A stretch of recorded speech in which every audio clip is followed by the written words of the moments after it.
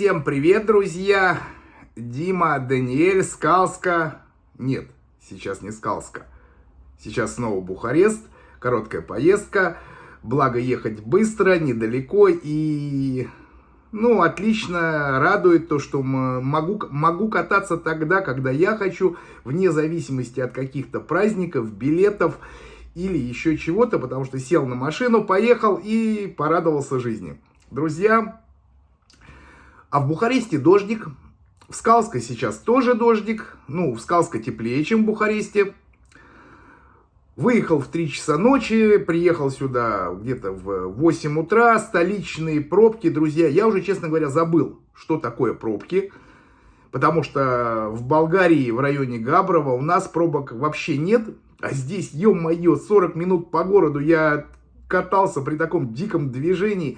Благо, Waze есть, водительский опыт не убьешь.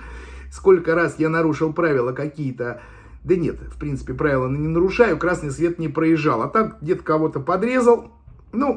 Как говорится, ездить надо уметь. Итак, дорогие друзья, в прошлых видео я рассказывал, как мы купили дом, как мы купили участок, как произошли сделки. В итоге покупка совершена. Был куплен дом за 15 тысяч евро размером в 65 квадратных метров с цокольным этажом без ремонта. Цокольный этаж абсолютно без ремонта. Что было у нас в доме?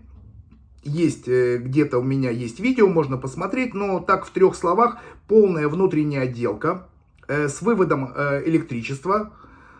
Что значит с выводом? Не розетки, провода, везде провода.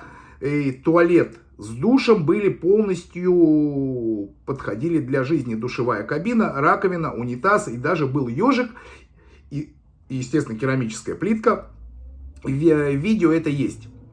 И только сейчас я, ребят, понимаю, что на самом деле туалет и ванная комната, по-болгарски это называется баня, это одно из самых главных и расходных частей любого ремонта. Потому что если провести электрику, большого ума не надо, точнее, для меня большой ум нужен, потому что это вообще не мое, и сделать это я не знаю как, то в Болгарии, в нашем регионе, по крайней мере, очень проблемно найти хорошего плиточника, который может сделать внутреннюю отделку, внутреннюю керамику. Это не голословно. И мои друзья, которые полностью делали новый дом и второй дом, они также сталкивались реально с этой проблемой. Здесь есть у нас в районе один такой плиточник. Я его знаю. Товарищ из России, живет в Болгарии достаточно долго, знает, что он хороший специалист и, соответственно, заряжает цену, работает медленно. И с ним мы столкнулись в тот момент, когда нам нужно было разобрать летнюю кухню. Я уже, по-моему, об этом рассказывал. Я тогда с ним встретился, он запросил 800 евро. Я тогда даже не торговался, вы понимаете, потому что сумму не знал, цен не знал. Мы, как израильтяне, деньги есть, нам нужно было просто быстро начать чего-то делать. 800 евро, бог с ним. Потом мне сказали, что на тот момент это было дорого. Потому что в тех 800 евро что было? Снести полностью из тяжеленного камня эту летнюю кухню, ее разобрать и вывести мусор. 2 контейнера. На тот момент контейнеры стоили по 80 лев. Что значит контейнер за 80 лев? Вообще не дряново. Это рядом с нами. Я рассказываю про наш регион. Я прихожу в общину, подхожу, заказываю контейнер. Есть маленький контейнер и есть большой контейнер. Мы говорим про большой контейнер. Вам его привозят на участок, ставят куда вы говорите. И у вас есть срок неделя заполнить его. И они ровно через неделю или раньше приезжают, его забирают. Тогда это стоило 80 лев. Это был декабрь 21 год. Друзья мои, осенью 22 года этот контейнер уже стоил не 80, а 120 лев. Вы видите, какая разница. Они тогда вывезли всего 1 контейнер, а не 2. Почему? Ну, я не знаю, я уже тогда не стал разбираться. В итоге и там нас немножко хлопнули. Но тогда мы много чего не понимали, абсолютно ничего не понимали. И мы просто платили. Вот нам говорят 800 евро, мы платим. Говорят 1000 евро, мы платим. Сейчас, конечно, понимаем, что в любом случае, дорогие мои друзья, спешка здесь, она чревата прежде всего вашими нервами, потерей ваших нервов. Потому что нервничаем. Не привыкли мы еще к болгарской ментальности, когда, в принципе, сейчас уже к ней привыкаем. И спешка, конечно, вам хочется быстрее, вы платите больше. Поэтому, если у вас есть время, и вы предполагаете какие-то вещи, не спешите, друзья мои, полной рекомендации, не спешите. Раз уж вы живете, и вам есть как правильно жить, лучше все делать медленно, аккуратно и спокойно. Но это мое мнение, а вы уже поступаете так, как вы считаете нужным. Я рассказываю только так, как было у нас. Итак, все было разобрано, замечательно. Вот и сейчас летняя кухня ставится, делаем об этом видео. О чем я хотел еще рассказать. Друзья, сопутствующие расходы по поездкам перед тем, как вы въехали в дом. Вот смотрите. Мы ездили в Болгарию до... Первая поездка — это покупка участка, дома, извините. Мы поехали вместе со Светланой. Это были билеты, это была гостиница дней на 10, это был транспорт и, естественно, все сопутствующие расходы. Деньги, конечно, деньги. И как это посчитать? Ну, давайте посчитаем билеты на 2 человек, естественно, с багажом. Проживание в гостинице 10 дней. А на тот момент день проживания в гостинице стоил 40 евро, значит, 10 дней в гостинице это 400 евро. Естественно, надо покушать, естественно, надо то и то. Такси, аренда машины, это все деньги. Вот это складывается в какие-то определенные суммы. Потому что, когда мы приезжали на сделку, мы все равно были туристами, вы понимаете? Мы тогда ходили в кафе, ходили в рестораны, мы не то, что мы не покупали какие-то шмотки, мы не покупали заранее ничего в дом. Но расходы были как у туристов. Это была первая поездка. Сколько потратили? Ну, 1500 евро как минимум. Окей. Моя следующая поездка, когда я поехал один, когда я оформлял землю. Расходы, да, те же расходы. Тот же билет на самолет туда и обратно. Тот же чемодан, потому что я привозил вещи. Та же гостиница, это где-то было дней 6. Это была вторая поездка, тоже расходы. Потом у нас со Светланочкой была третья поездка, опять же не решающая, когда мы ехали для миграции. А вот там мы уже были где-то порядка 3,5 недель. И опять это гостиница. Потому что в доме жить мы не могли, дом был не приспособлен для жилья. Это гостиница. Мы арендовали машину, взяли машину у знакомого. Джип газовый за половину стоимости его аренды. Джип старый, 4×4, но мы могли на нем ездить, было удобно. Платили, сколько мы на тот момент платили? Тогда, по-моему, да, мы платили ему 14 евро в сутки. И нам не важен был класс машины. Третья поездка вообще была самая расходная. Смотрите, тогда 45 евро гостиница, отель «Балкан» с завтраком. 3 недели, 21 день. Ну, это 1000 евро расход на гостиницу. А покушать? А еще и в кафе сходить. Видите? Дом куплен за 15 евро. Открытие фирмы 300. Услуги адвоката. Не помню, 500 плюс, по-моему, я не помню. Сейчас это уже также стало дороже. И сложилась такая ситуация, что при покупке дома в 15 наши расходы еще до въезда в дом, они уже тоже были достаточно немаленькие. Они уже подходили где-то к 3, да больше, чем 3, где-то около 4000 евро. И это тоже надо учитывать. Ведь если вы едете просто сразу на сделку покупать что-то готовое, вы поехали один раз. Вы поехали, купили, все сделали, все. У вас все готово. Следующая ваша поездка, вы можете приезжать и вселяться. У вас нет других. А, например, кто-то едет по-другому. Кто-то первый раз едет удачно, неудачно, он поехал, покатался, посмотрел, поснимал, все понравилось, но недвижимость не нашел. Люди вернулись обратно. Потом следующая поездка. Поэтому, друзья, вот эти многие вещи, очень многие люди как-то не учитывают, потому что, не знаю, я стараюсь это все учитывать. Естественно, я не плюсую это к стоимости нашей недвижимости. Если бы понятное дело, что те, кто покупают недвижку там за очень большие деньги, там, ну, за не то что очень, там, 70, 80 плюс, 100 плюс, для них вот эти расходы, они не такие, так сказать, существенные. Но когда наша недвижка дешевая, и мы еще где-то 30% добавили на логистику, было, ну так, сейчас бы, может быть, поступили бы немножко по-другому. Но на тот момент все окей. И это важно. Это важно, потому что не все учитывают логистические все расходы. А сейчас, на данный момент, ребят, логистика еще дороже стала. Вы понимаете, что на автобусах мы не ездим со Светланочкой. Ну, потому что я инвалид, а мы берем... Есть ситуация, мы просто берем такси.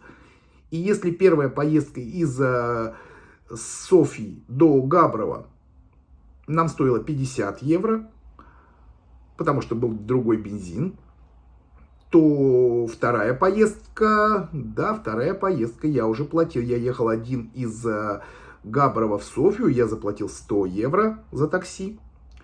Потом, нет, в апреле нас встретил адвокат, ну, естественно, мы заплатили ему те же 100 евро. Ну, потому что он ехал, он тратил свой бензин. И вот туда 100 евро, туда 100 евро. 100 евро, 100 евро, 100 евро, 100 евро. Ребятки, деньги? Конечно, деньги.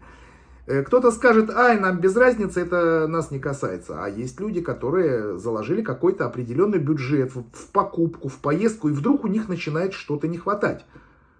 Надо учитывать? Ну, конечно, обязательно надо учитывать. А если вы собираетесь еще сделать вот такую некую комбинацию, приехав в Болгарию, арендовав машину. Друзья, вы знаете, что аренда машины в сезон, она достаточно существенна. Она может достигать и 40 евро в день. Если вы, например, приехали там ноябрь, январь, февраль, там можно очень дешево снять машину. За 10 евро в день. Еще не забывайте страховки. Поэтому везде все деньги. А если вы начинаете кататься по деревням, ребят, это куча километров расстояний. А бензин-то у нас дорогой, а бензин-то у нас никак не дешевеет. Ну, я думаю, что многие уже, кто меня смотрит, они с этим столкнулись, они меня понимают. И, слава богу, многие уже прошли этот путь. Но те, кто сейчас начинает этот путь и только идет к каким-то покупкам, то, ну, учитывайте, пожалуйста, вот эти сопутствующие расходы. Можете там написать в комментариях, нас это не волнует, но это все равно деньги. Мы еще не начали даже разговор о том, что когда куплен дом, в котором нужен ремонт, или в каком уже сделан какой-то ремонт косметический, а в доме ничего нету, абсолютно. Нет, ну, конечно, там могут стоять старые кровати, старые какие-то шкафы. У нас стояло 2 каких-то старых шкафа. Естественно, что мы с ними сделали? Да разломали. Ну, не будем мы... Это были старинные шкафы, но не будем мы пользоваться старыми чужими шкафами. Так же, как мы не стали бы пользоваться старым чужим бельем постельным. Также мы не стали бы пользоваться кроватями, вот, которые стоят во многих домах. Это... Я их называю сахнутовские кровати. Мы на них спали в Израиле, когда приехали только-только. Ну, а потом, в общем-то, мы жили в достаточном комфорте. И в основном, даже если в доме, который вы купили, осталось очень много всего старого, там какие-то серванты времен, как памяти СССР, какие-то шифонеры, какие-то электроплиты, которые я даже в глаза свои такие плиточки-то не видел. Ну, не видел. Ну, не кидайте в меня камнями.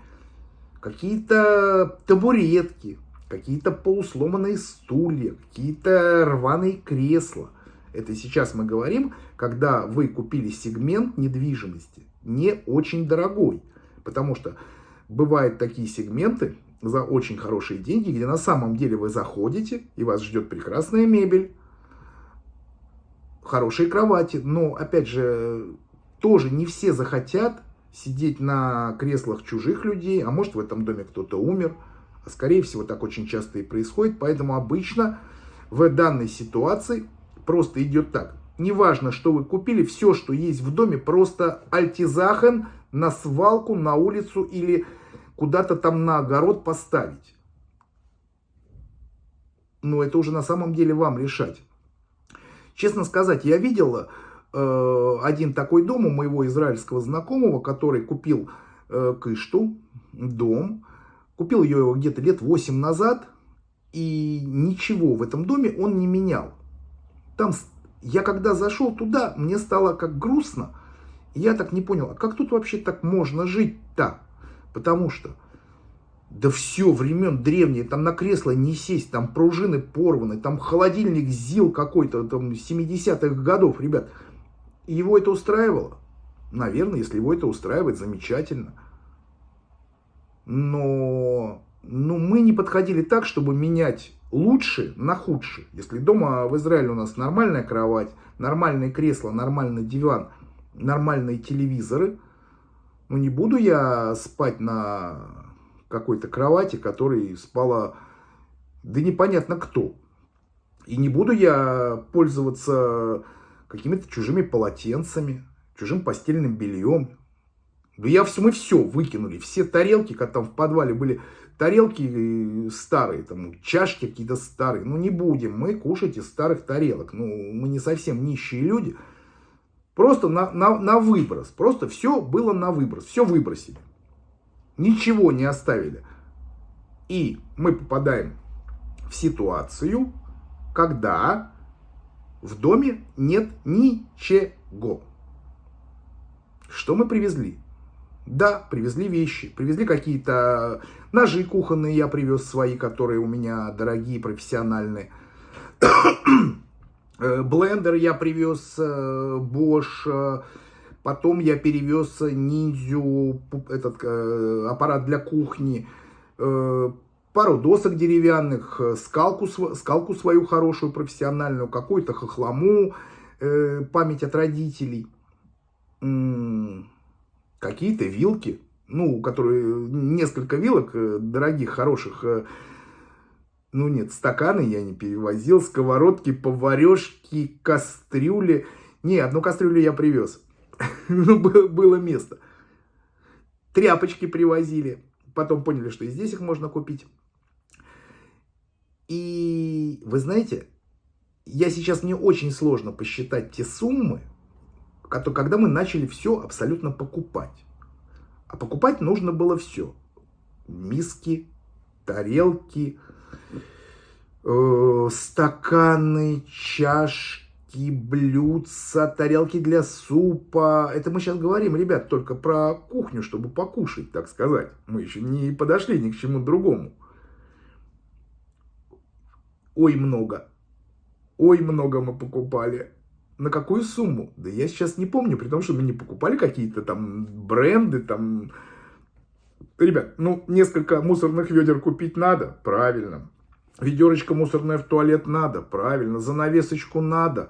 Стаканчики для зубной пасты, пепельницы, метелку, швабры, тряпки. Что там еще надо? Да еще очень много. И все это покупали. А это же все деньги. Это все деньги. И все равно это все, хоть это и стоит дешевле, чем в Израиле, но все равно это что-то стоит. Были очень много вопросов. Там мы консультировались. А может нам стоит отправить контейнер?